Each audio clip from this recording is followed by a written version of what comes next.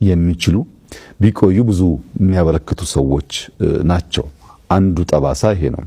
ሁለተኛው በኢትዮጵያ ፖለቲካል ትምምን ውስጥ የፈጠረው ጠባሳ ነው። ፖለቲካል ትረስት በጣም እንዲቀዘቅዝ አድርጓል።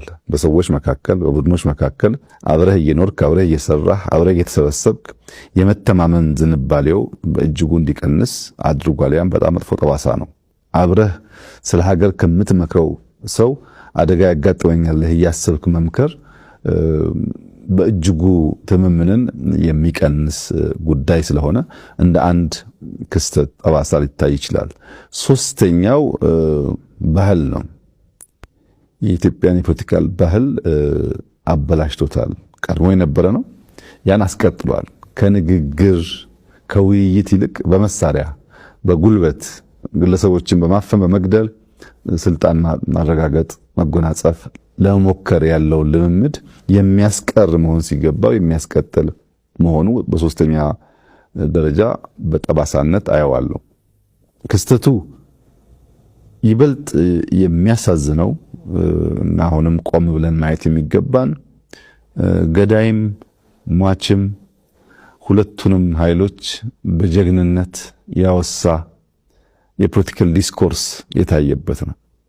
ይሄ በኢትዮጵያ ታሪክ ውስጥ እስካሁን ያለንበት ውጥንቅጥ ታሪክን እንዳለ አስቀምጦ ከመልካሙ ከስህተቱ መማር ሲገባ ታሪክን እየመረጥክ ታሪክን እያንሻፈፍክ ታሪክን በፈለከው መንገድ አድርጎ የማቆየቱ ጉዳይ አሁን ላለንበት አጠቃላይ ውጥንቅጥ ዋናው መሰረት የዚያ የትርክት ስብራት ጉዳይ ነው።